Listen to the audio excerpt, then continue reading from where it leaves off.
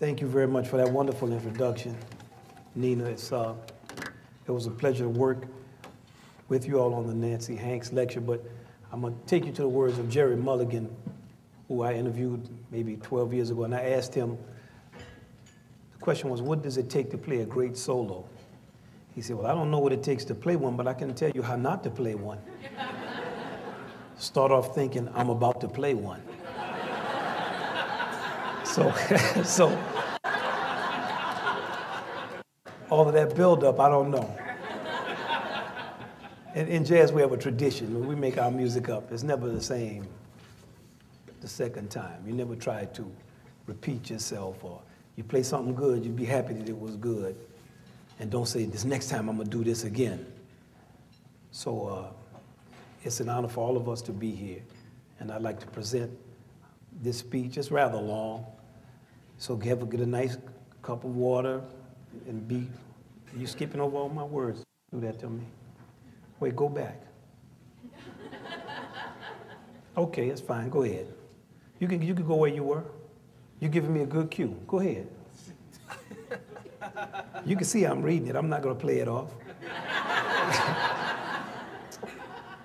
Before we sang, we spoke. Before we danced, we walked. Before we wrote, we told stories. Before we told stories, we lived. Those songs, dances, writings allow us to speak to one another across generations. They gave us an understanding of our commonality long before the DNA told us we are all part of one glorious procession. At any point on the timeline of human history, there are tales to be told of love and loss, glory and shame, profundity, and even profound stupidity. Tales that deserve retelling, embellishing, and if need be, inventing from whole cloth.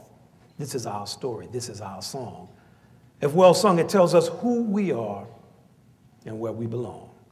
Oh, and these people were all kinds of people from everywhere. Some lived in cities, some on farms, educated, ignorant, religious, sacrilegious, enslaved, and not.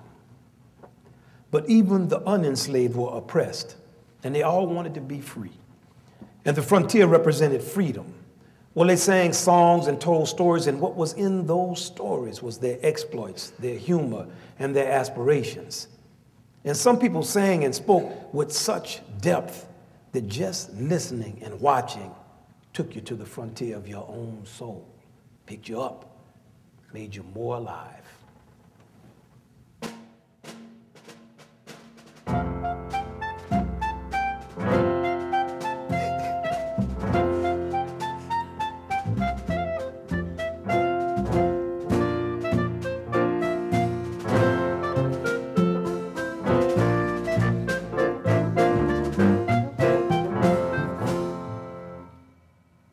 But this liberty was not free. Patrick Henry said, give me liberty or give me death. Many experienced death in the pursuit of liberty. Suddenly, all types of people appeared together. Geniuses, a thing never seen again. Virginian Thomas Jefferson, high-minded New Yorker Alexander Hamilton, Bostonian turned Philadelphian Ben Franklin, in the twilight of his brilliance, the living embodiment of down-home sophistication. Men arguing with epic intensity over money and trade and the rights of states, money and taxes and political power and money and slavery and religion and just about everything you knew or had ever heard of. Well, there was a lot of knowledge in that group and a lot of memory and all that comes with knowledge and memory, pride, arrogance, stubbornness. But don't let those wigs fool you. Oh, no. These men possessed a timeless wisdom and a willingness to act together. You see, somewhere along the way, they realized that their freedom was linked to other people's freedom. And with the art of the pen, they crafted the most flexible and poetic political document in human history. A sterling example of group improvisation on the grand human theme, how can I be me without keeping you from being you? That Constitution, the Bill of Rights, taught us how to negotiate our differences. The same way a good dance band adjusts to find the right tempo for each different room of dancers. To be effective, our founding fathers had to create a living document that could find the right tempo across the ages. And when the ink dried on the last signature, it was the Constitution that told us how to be. But it was left to the American arts to tell you who to be. And the who always affects the how. That's why this Constitution could be amended.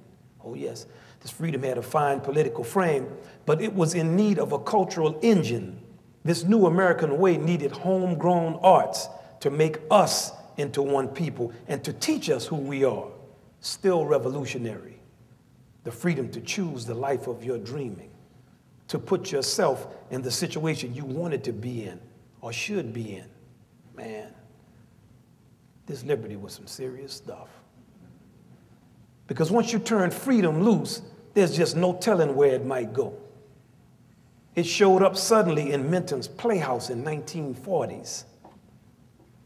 In 1940s Harlem. Geniuses all together. A thing never seen again. Charlie Yardbird Parker from Kansas City, the living embodiment of down-home sophistication. John Coltrane, he wasn't there. John Dizzy Gillespie from Cheraw, South Carolina, full of rhythmic fire and intellectual curiosity. Thelonious Monk from Rocky Mount, North Carolina, mathematician of music and master of thematic improvisation. Right there were all kinds of knowledge and memory and all the self-absorption that comes with those attributes. These men were furiously discussing American fundamentals through a musical style called bebop. And somewhere along the way, they answered questions about individual freedoms and collective responsibilities in the language of swing. When all was said and done, they did nothing less than create the new school of American virtuosity. It rose from the bowels of our caste system to demonstrate with sheer brilliance that who a person is always more definitive than what a person is. Oh, there's Bird and Dizzy and Monk, creating a community of people in the service of American objectives detailed by Jefferson, Madison, and Adams more than 150 years earlier. The urgency and speed of their music declared, now is the time.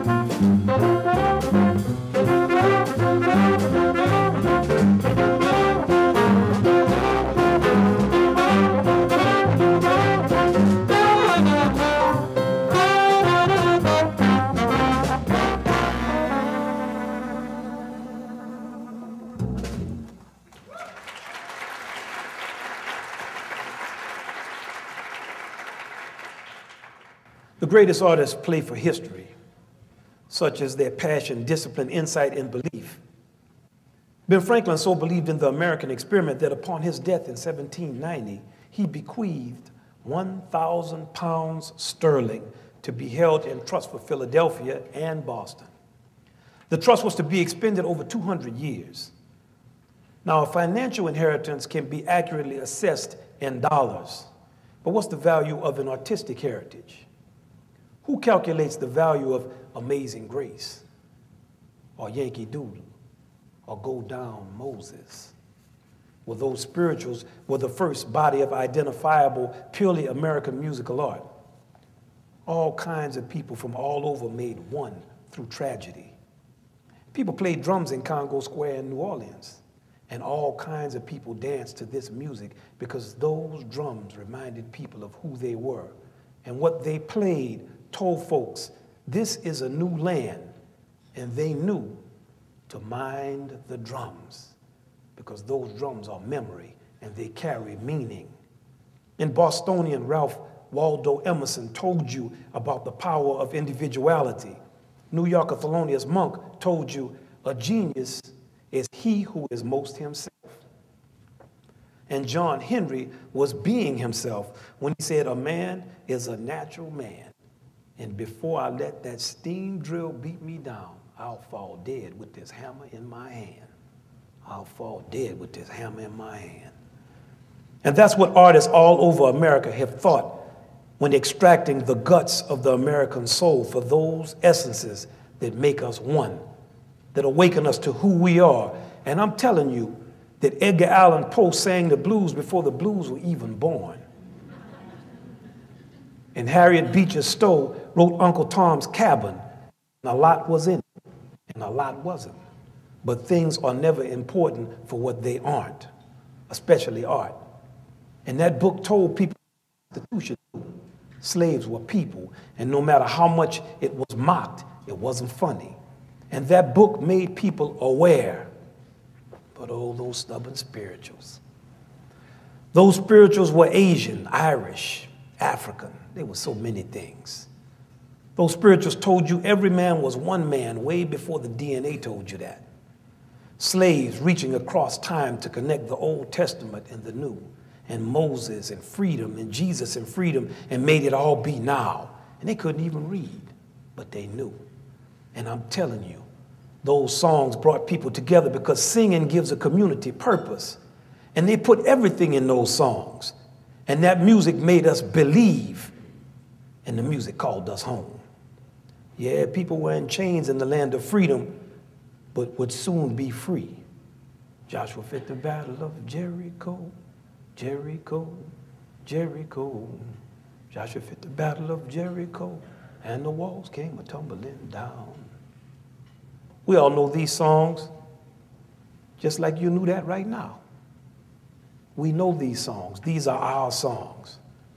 And Count Basie's Kansas City Band was the greatest community organization to ever leave a city. And they swang and stomped the blues from Bellingham, Washington to Fort Lauderdale, Florida. And his two greatest bands were called New and Old Testament. And there's old Lester Young holding his Old Testament saxophone at a 90-degree angle with a leaning pork pie hat, echoing Ralph Waldo Emerson's self-reliance, talking about, you got to play your own song if you want to join the throng, baby. And he poured totally original lyricism into song after song. And all over the country, people argued about life and love and loss and freedom and God and who they were or who they wanted to be and who they wanted their kids to be. And here we are fighting each other over freedom, but doing it to good music. No two armies on earth ever had better fight songs.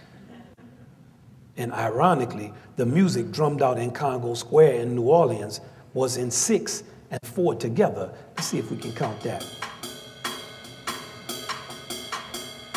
1, 2, 3, 4, 5, 6. 1, 2, 3, 4, 5, 6. 1, 2, 3, 4. 1, 2, 3. Now, wouldn't you know it? The South's theme, Dixie, in 4. Now, guess about the North's theme. What do you think that's in? It's in 6. I wish I was in the land of cotton. Old times there are not forgotten. You sound good playing that, Vic. Look away, look away, look away, Dixieland. Boy, if you played it in New Orleans, you could get, and we all still know it. We all still know it. And the Battle Hymn of the Republic becomes the Washington Post March. It becomes the New Orleans Parade Anthem, Didn't He Ramble, and the classic Mickey Mouse theme, and all of them are in 6.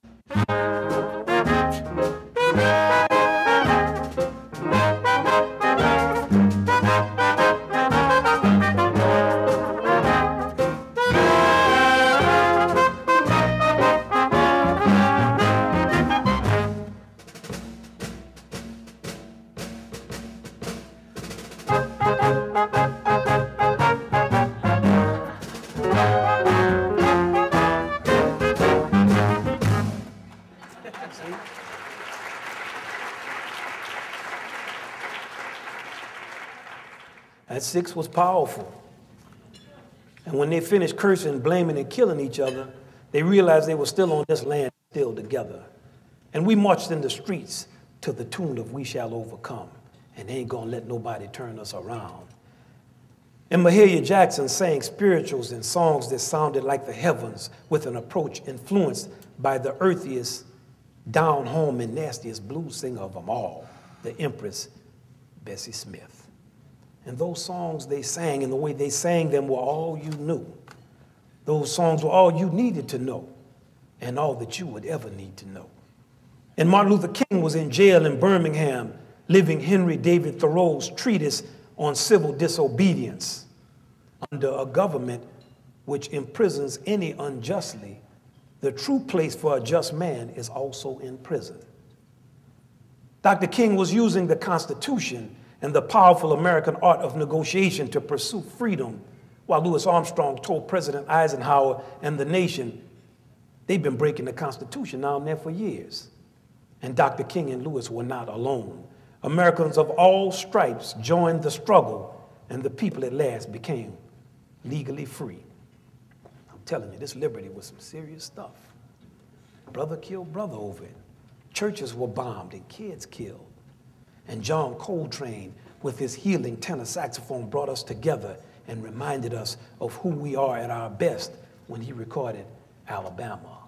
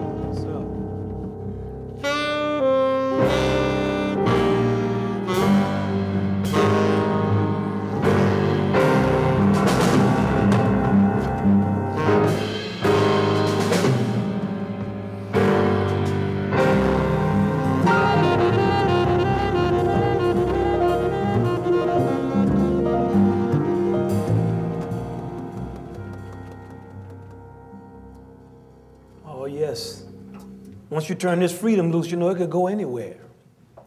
And the people used their freedom to buy entertainment. And they sat to watch burlesque and a vulgar blackface imitation of darkies and coons. And P.T. Barnum said a sucker was born every minute.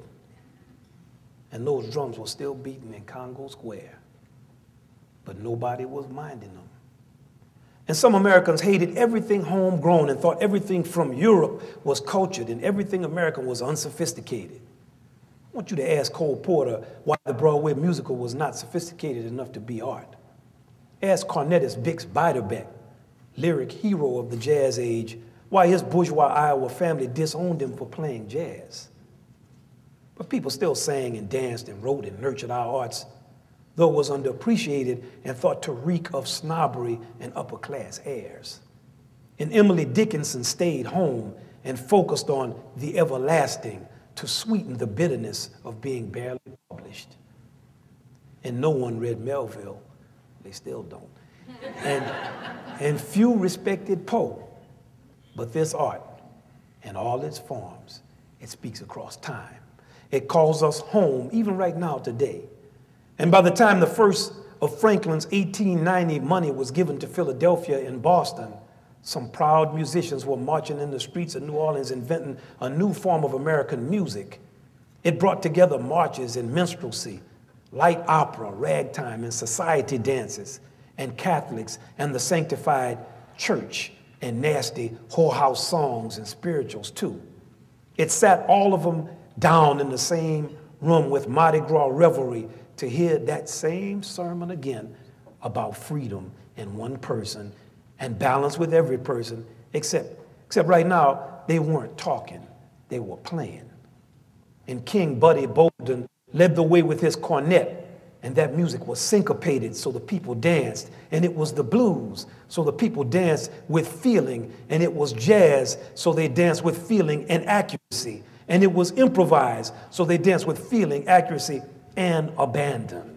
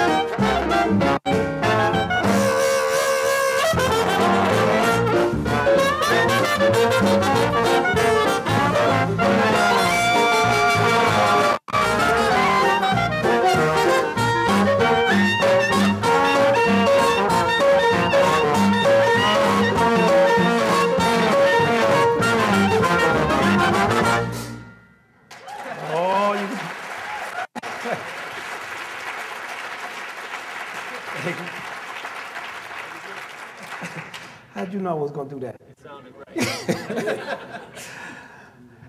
And many called it the devil's music. And jazz and the blues were reviled by the black church and eschewed by the education system. Yeah, the American artist has always been in a type of limbo, squeezed between three unsatisfied masters. The critical expert, validated by European taste, which also influenced the education system.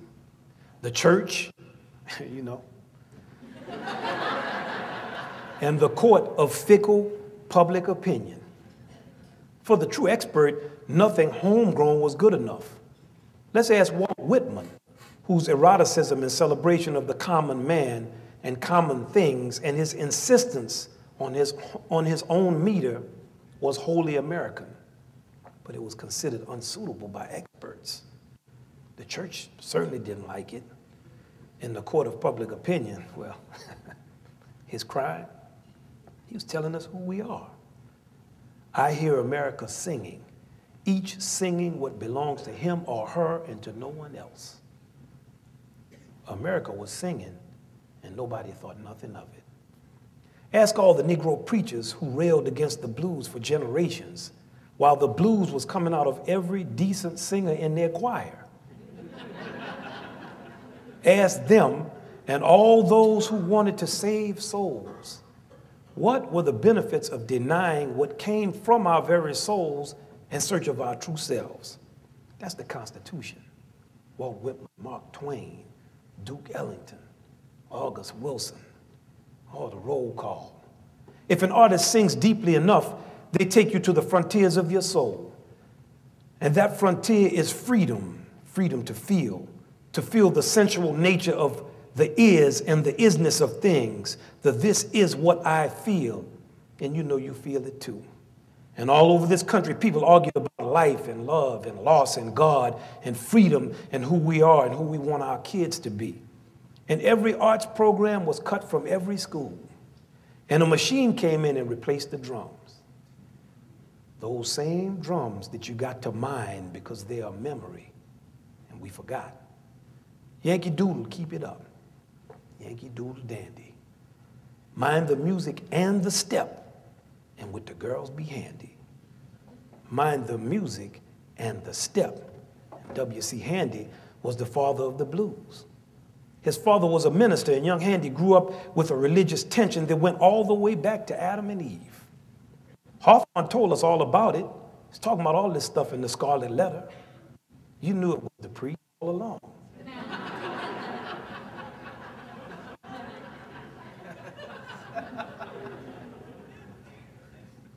And Handy understood what Whitman was talking about. Living boiled down to love and making love. Here's Whitman. Hair, bosom, hips, bend of legs, negligent falling hands, all diffused. Mine too diffused. Ebb stung by the flow, and flow stung by the ebb. Love flesh swelling and deliciously aching. Have mercy. It makes me, it's all there. That's the story Handy's music told the congregation when Aunt Hagar interrupted her preacher in Aunt Hagar's Blues.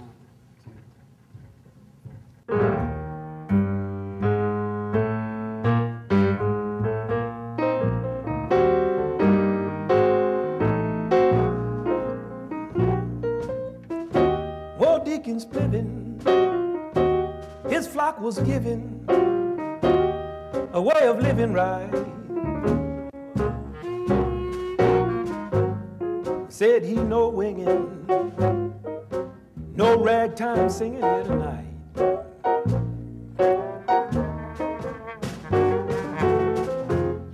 Up jumped Aunt Hagar, oh, she shouted with all her might.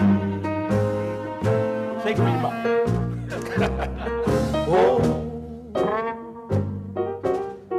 Tain't no use of preaching. Whoa. Tain't no use of teaching. Each modulation of syncopation just tells my feet to dance, and I just can't refuse. When I hear the melody, whoa, when I hear the melody that they call the blues, those ever loving. Aunt Hagar's children harmonizing to that old mournful tune is like a choir from on high broke loose. Well, if the devil brought it, Lord, send it right on down here to me. That's what the Lord did. Just let the congregation join in while I sing those loving Aunt Hagar. I can't even sing it, it feels good. Oh yes. Oh yes.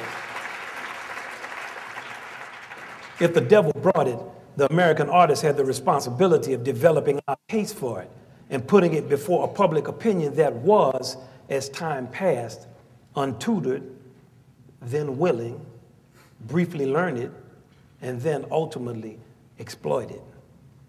The artist had to walk a tightrope with an audience whose expectations were first formed by the minstrel show and the novelty performance. But at least those popular entertainments were assessed with homegrown taste. Why don't you just ask the famous German string quartet who came to the White House to enlighten President John Tyler in 1841. After a couple of movements, the president reportedly chased them out with his cane and was heard to shout behind them, "Don't ye know any Virginia reels?" Ask all those who think a blinking screen or a new computer program or any other technological advance is in itself artistic substance. Artists effortlessly speak across time because the technology of the human soul does not change. Ask Eugene O'Neill, who absorbed the spirit of the Greeks through the spirit of Wagner's acolyte Nietzsche, who told him what Whitman had said to Buddy Bolden, and it's what Bolden said when he opened up his horn in New Orleans and set the slaves free and called all his children home. Wake up. Wake up.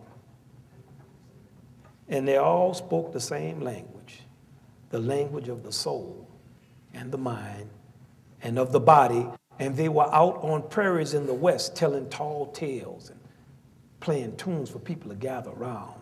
That's what they were doing, and they kept on doing it. As Elvin Jones, great drummer with John Coltrane's classic quartet, once said after being informed by a patron in New York's Village Vanguard, "A lot of people don't like the music y'all are playing."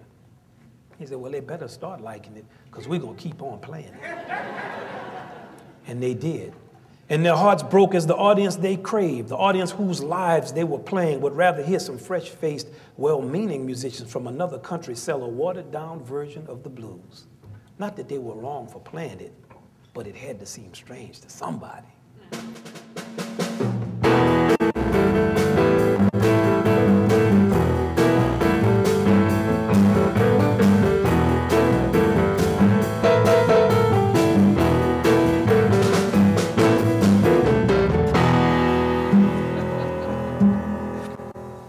Behind the masks of poet, musician, playwright, dancer, painter, those artists will always turn your face to the fire because they speak an undeniable truth about who we are. In 1993, more than 200 years after his death, Benjamin Franklin's Philadelphia Trust was valued at more than $2.25 million, and his Boston Trust at almost $5 million.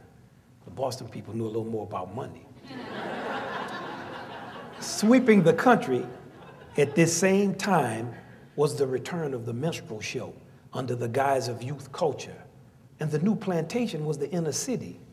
Let's sample some of the misogynistic similarities between the old minstrel routine and the new, and the country ate it up.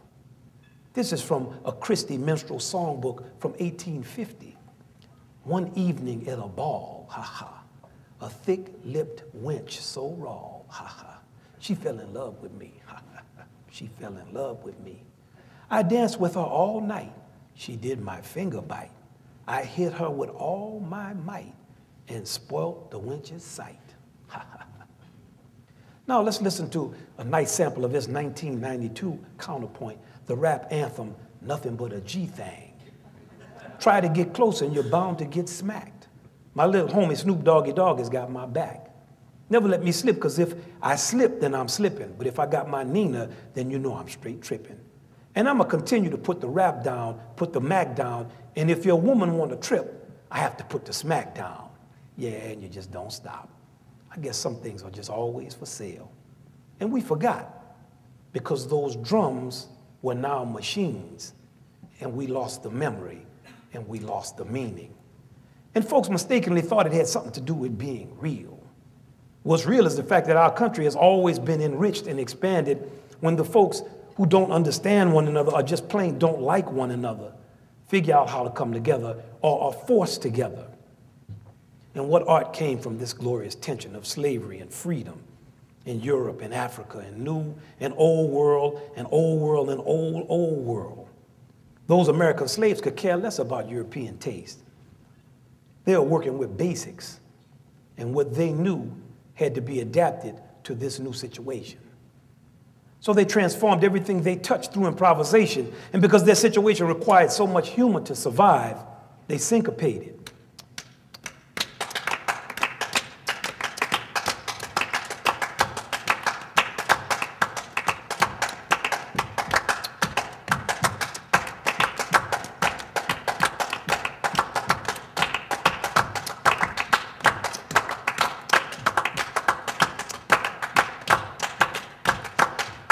Now here comes one of the deepest American truths, the minstrel show. Random black folks on the plantation imitating the ways of white folks are imitated by itinerant white entertainers who blacken up and create plantation skits. Plantation owners then call through their slaves for the most talented, who then imitate the white entertainers' imitation of black folks imitating white folks. These selected blacks are then imitated by professional white performers, and after the Civil War and the rise of black minstrelsy as an enterprise, white professionals were imitated by black professionals.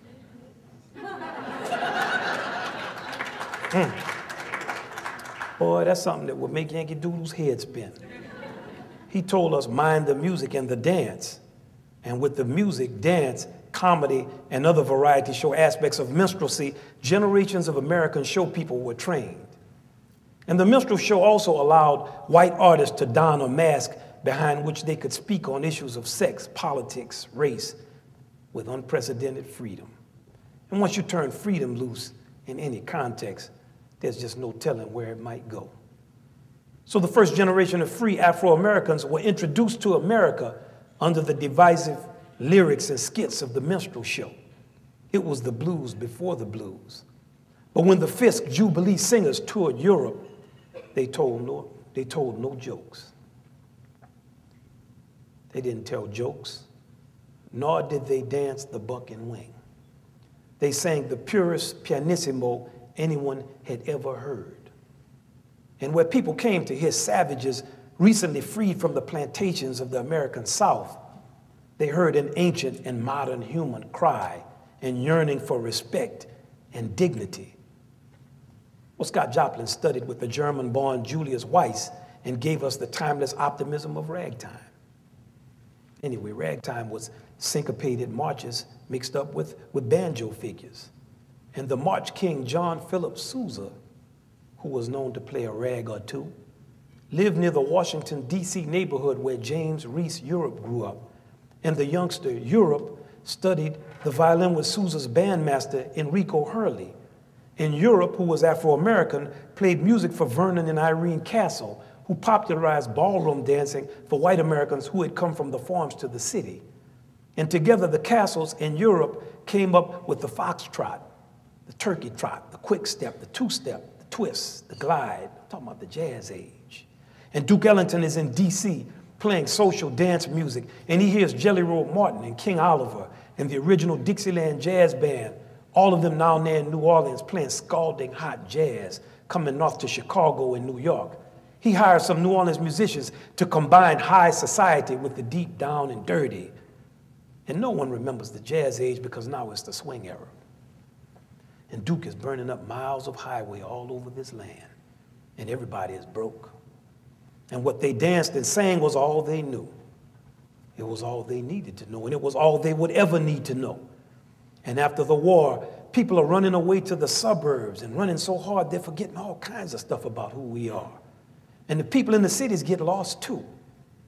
People were trying to bring America's arts to the schools. And here's Duke Ellington at Ohio State University. His tenor sax man, Big Al Sears, befriends a student trombonist named Alan Freed, and they keep in touch. Freed goes into radio and has a show in Cleveland called The Moondog Show. Big Al writes a song called Castle Rock. Big Al goes on Freed's show, and Freed plays this song 7 times and starts calling these blues shuffles rock and roll. It wasn't nothing but what Basie had been playing and Louis Jordan played and Fats Domino and them down in New Orleans. Pretty soon, Freed started producing rock and roll shows with integrated bands. Of course, he had Big Al in one of those bands. American Bandstand approaches Freed with a television spot and says, "We want you on TV, but you got to lose those colored boys." Freed says, "Wait a second, man, Big Al has been with me since I was in college. I can't fire these men." So they said, "Too bad." They hired Dick Clark and did away with the band altogether to avoid unpleasantry. That's marketing. Anyway, black folks had Soul Train on TV, and funk was the rage, and no one remembered that rock and roll was a merger of gospel, country, and the blues played by musicians influenced by jazz. No one remembered Al Freed or Big Al Sears.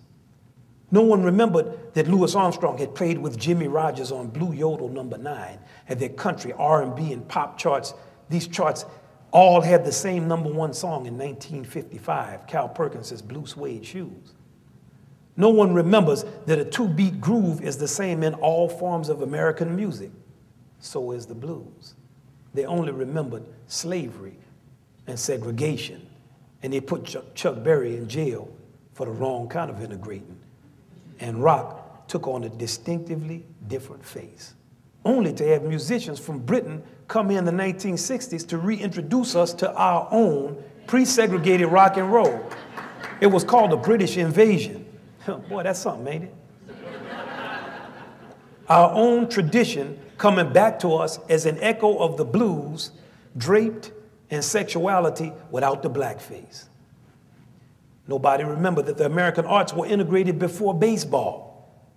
But by the time the dust of the rock revolution had cleared some kind of way, rock ended up being white and the definitive national music. And the blacks ended up with the minstrel show again. But it's okay. This new minstrelsy was complex too, as suburban whites imitate the inner city blacks who embrace the bourgeois disaffection expressed in heavy metal nihilism, fueled by the white misconception that black people are freer with their emotions and sexuality. Mind the music and the dance. No one remembers how hard fought the integration of our arts was, and few cared to remember what any of the dances mean. And the country was in peril. The stock market crashed because of greed. And all over the country, people argued about life and love and loss and freedom and God and who they were and who they wanted to be and who they wanted their kids to be. And some people took their own lives, while some people became more alive. It was at our lowest point that we reached for who we were instead of what we were. And the classic dimensions of the American experience as expressed in art flourished. George Gershwin, Jerome Kern, they just kept on writing shows. And those songs spoke to the aspirations of millions of immigrants who came to this country wanting to participate in the American experience. Here's Cole Porter and Irving Berlin, Richard Rodgers and Johnny Mercer to tell them who we are with an enduring body of American popular song that still speaks to matters of the human heart and every type of human circumstance. And we made films that defined the genre, and we listened to bands swing all over this country on radios, and we danced. Dizzy Gillespie said dancing never made nobody cry. You don't like what I'm saying?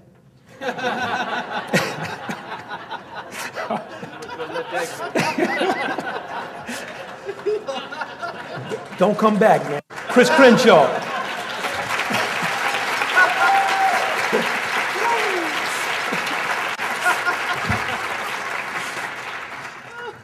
We danced all over this land to the living room radio. And then we began to fill ballrooms. And what glorious music. In the nation's most trying economic times, we swang. This was our thing, and we knew how to do it. It was the two-beat foxtrot of high society. It was the four-on-the-floor jump of Kansas City swing.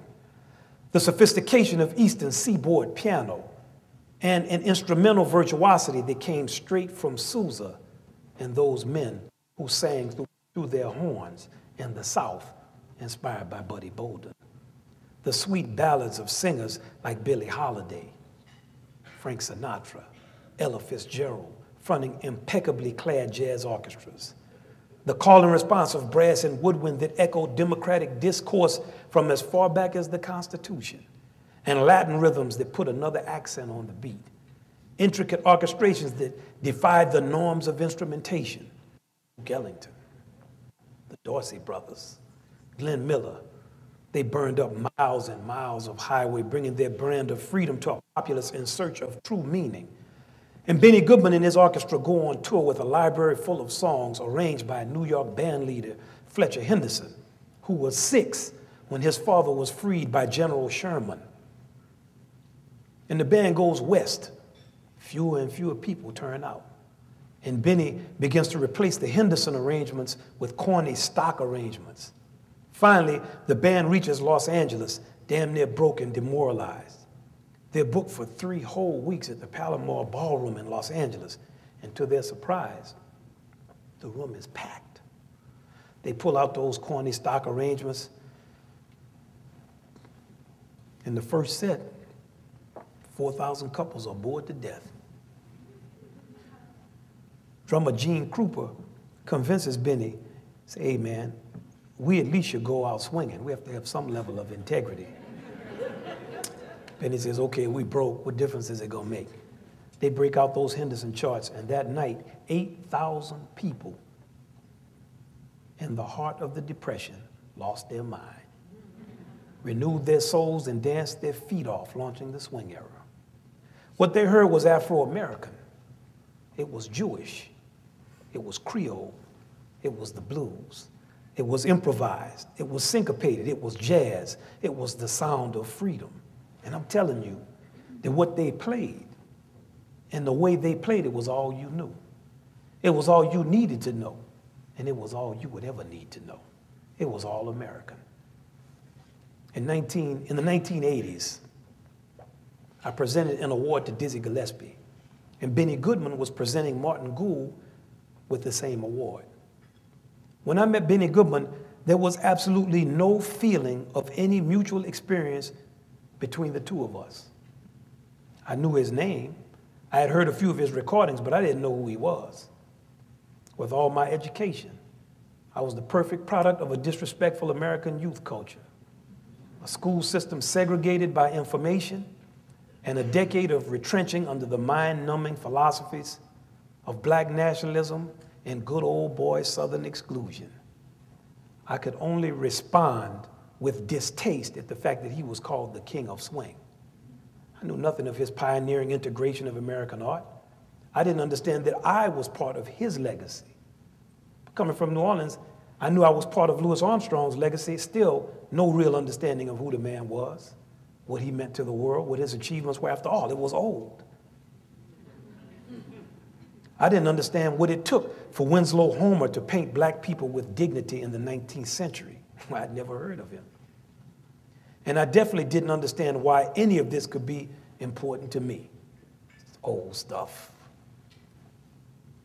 The funny part of it was that I was a star product of the education system. My father's a teacher and a musician. I always made good grades in school, had great teachers. I was still completely ignorant to the riches of my artistic heritage as an American. We all were. I didn't understand how hard fought the victories of American culture were.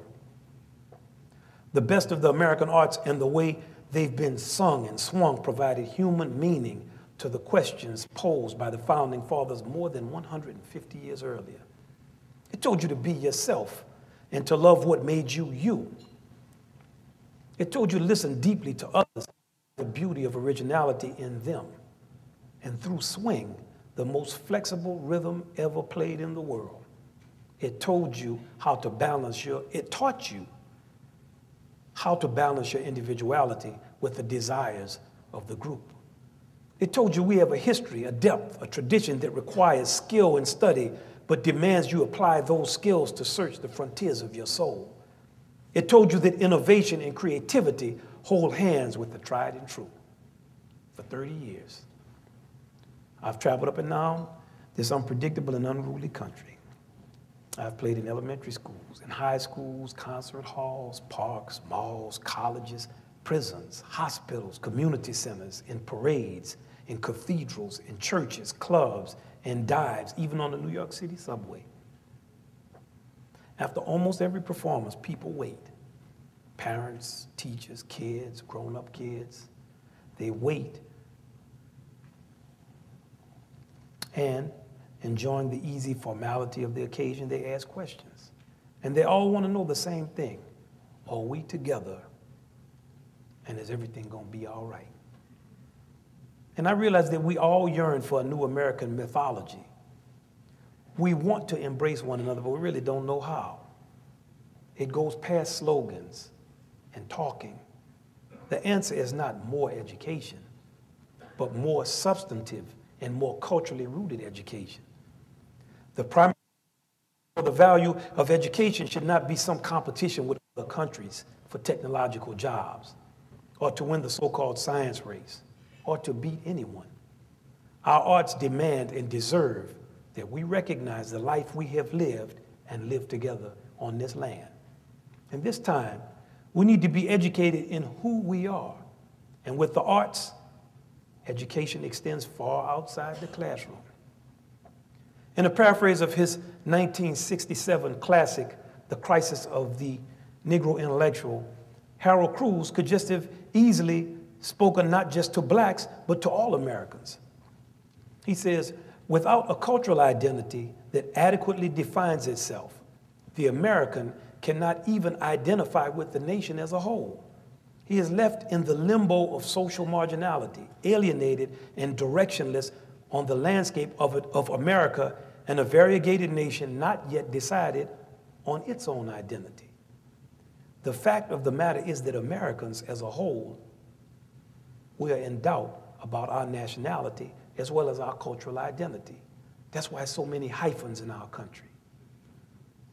Yes, more in doubt because we have forgotten to embrace the arts we developed over hard-fought centuries. American politics and economics are very flexible. We're learning that. And they can work in any cultural context. But boy, don't let those wigs fool you. If our political and economic system doesn't serve our cultural interests, how do we rebuild those systems when they're in distress or when they fail? We have an embarrassment of artistic riches and trust, and we just are not collecting our inheritance. You better believe Boston and Philly took Franklin's money. But our arts are of no value to us. And when you don't consider the song of yourself, you become lost. And when you're lost, you do lost things. And if you're lost long enough, you stop looking to be found. That's why we become fearful and uncertain about our way of life. In this time of redefining the American identity, who is going to teach our young the rituals of romance through dance, liberating them from a culture which separates kids and parents with phony rhetoric, sexual exploitation, and an amateurish beat that a machine can play? Who will have the courage to teach the most heroic songs and stories of what we have done all over this land and demand that the best of who we are be the national story? Who will teach the music of our country and bring races of people together in practice, not in slogan, to share our integrated national identity? Who will sing the living tale of America to our kids to counterstate marketing slogans and rescue them from the isolation of technological gadgets? As we rebuild our dismantled arts education piece by piece in response to the lack of culture and integrity we see in our way of life, let us teach our kids how to be free. Lyndon Johnson, in addressing civil rights, said, "So it is the glorious opportunity of this generation to end the one huge wrong of the American nation and, in doing so, to find America for ourselves with the same immense thrill of discovery which gripped those who first began to realize that here at last was a home for freedom." And that generation did what it could to make America the frontier of progressive living in the world. Now the challenge of this generation is to find the frontier of our collective souls. And though it is a soul with a history of slavery and injustice and struggle, it is also a soul with freedom and striving and triumph. And you can't get past the truth of yourself. It's always there because it was there and it is there. And when you acknowledge that truth, you understand it's not something you have to hide, but something to proudly show, because where you come from ain't where you're going. But if you don't know where you've been, you might just end up back where you started or further back. And as we forward our agendas for all the different things we're interested in doing in the arts, let's remember that there's only one cause.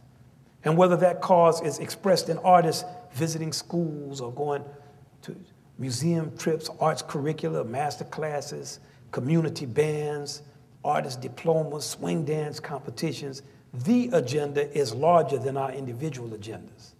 We need to look in our hand to find the key we've been searching for. It's what the Constitution started. Congo Square ratified. The Civil War sealed. The repeal of Reconstruction tested. Ellis Island co-signed. The Depression matured. 2 world wars proved. The Civil Rights Movement affirmed. Vietnam and Iraq sobered. And now is the time to realize this is our story. This is our song. If well sung, it tells us who we are and where we belong. And what is in those songs and the way we sing them, it's all you know. It's all you need to know. And it's all you will ever need to know. Thank you.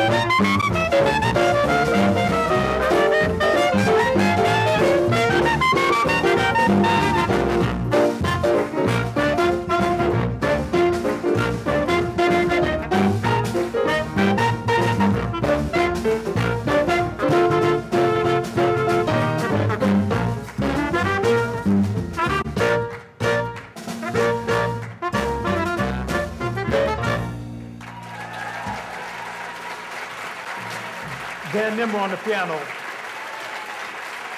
Carlos Enriquez on the bass. Ali Jackson on the drums. Victor Goins on the clarinet and the tenor saxophone. Thank you all very, very much. It's been a great pleasure. Thank you.